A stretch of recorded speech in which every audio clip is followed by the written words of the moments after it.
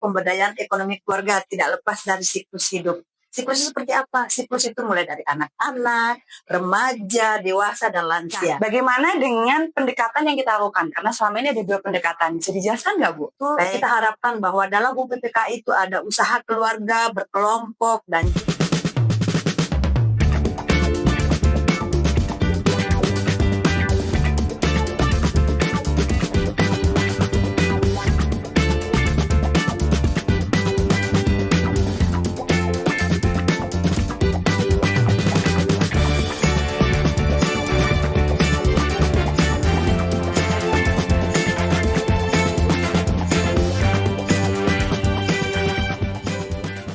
Halo sahabat PEK dan keluarga Indonesia, saya Gita, penyuluh KB Ahli Muda dari Direktorat Pemberdayaan Ekonomi Keluarga di Kementerian Kependudukan dan Pembangunan Keluarga BKKBN. Kali ini kami menyapa melalui media edukasi bincang penting tentang program pemberdayaan ekonomi keluarga atau Bintang PEK. Nah, kali ini telah hadir Direktur Pemberdayaan Ekonomi Keluarga, Ibu Wahida.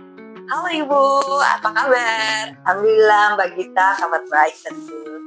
Ibu Direktur, selama ini kan kita mengetahui tentang pemberdayaan ekonomi keluarga. Sebenarnya apa sih Bu pemberdayaan ekonomi keluarga itu dan siapa aja sasarannya? Baik Mbak Gita, halo sahabat PEK dan keluarga Indonesia.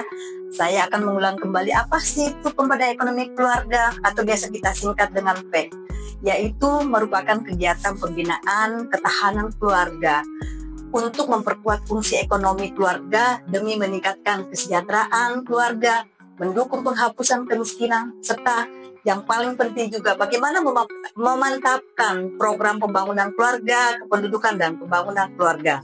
Nah, kalau kita bicara tentang sasarannya apa saja pemberdayaan ekonomi keluarga, karena kami adalah Kementerian Pengampu Pembangunan Keluarga, sehingga tentu sasaran program termasuk pemberdayaan ekonomi keluarga tidak lepas dari siklus hidup. Siklus seperti apa? Siklus itu mulai dari anak-anak, remaja, dewasa, dan lansia.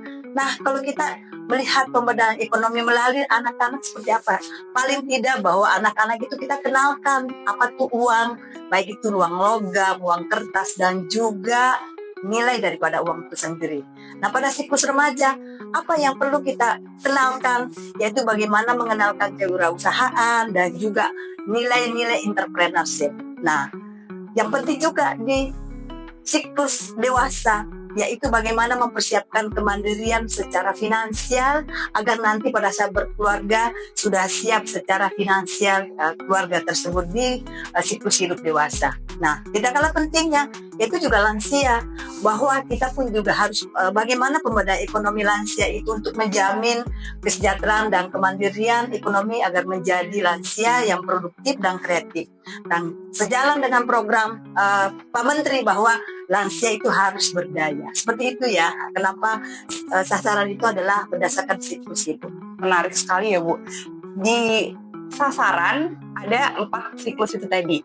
Nah, bagaimana dengan pendekatan yang kita lakukan? Karena selama ini ada 2 pendekatan. Bisa dijelaskan nggak Bu? Baik, saya mengulang kembali ya, keluarga Indonesia, bahwa selama ini program pemberdayaan ekonomi keluarga itu kita ada 2 pendekatan, yaitu bagaimana pengelolaan keuangan keluarga. Di situ kita perlu literasi pengelolaan keuangan keluarga, mulai dari perencanaan, pelaksanaan keuangan itu sendiri, terus bagaimana laporan. Kalau kita lihat selama ini, misalnya kita bicara tentang pengolahan keuangan keluarga atau produk-produk keuangan itu kan mungkin secara konvensional kita juga sudah lihat. Dan sekarang di era IT ini kan, misalnya saya mencontohkan, kita tuh harus, keluarga Indonesia tuh harus bahwa ada digitalisasi keuangan, misalnya QRIS dan lain-lainnya ya, mengikuti perkembangan sekarang. Nah, sama juga dengan pencatatan keuangan keluarga. Mungkin selama ini secara konvensional dicatat di buku, tetapi kan juga secara IT sudah bisa ya. Kita ada aplikasi-aplikasi yang tentu saja lembaga-lembaga keuangan semakin meningkat ya, semakin canggih untuk menciptakan pengelolaan keuangan itu. Nah, tentu keluarga harus paham bagaimana sih mengikuti kondisi yang ada sekarang terkait dengan pemberdayaan ekonomi keluarga, terutama bagaimana pengelolaan keuangan keluarga.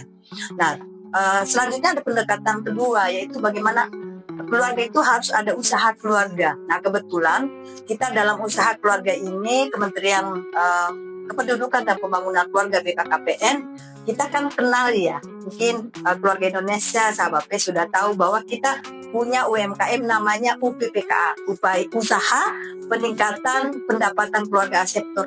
Kenapa Aseptor? Itulah yang membedakan kita terkait dengan pemberdayaan ekonomi ini, terutama di keluarga, bahwa mungkin kementerian terkait, misalnya Kementerian Ekonomi, Kementerian Koperasi, Kementerian UKM itu secara keseluruhan, tetapi kita sasarannya adalah keluarga aseptor dan keluarganya ya. Nah, terkait dengan hal itu, kita harapkan bahwa dalam UPPK itu ada usaha keluarga berkelompok dan juga tidak hanya bicara tentang beban ekonomi, tapi bagaimana di dalam kelompok itu mereka semangat selain bicara tentang ekonomi, tapi bagaimana juga mengedukasi tentang program pembangunan keluarga, kependudukan dan keluarga berencana. Dan yang tidak kalah pentingnya dalam usaha keluarga itu, bagaimana keluarga Indonesia ini diajak untuk mencintai produk dalam negeri seperti itu. Keluarga Indonesia diajak untuk mencintai produk dalam negeri ya Bu ya.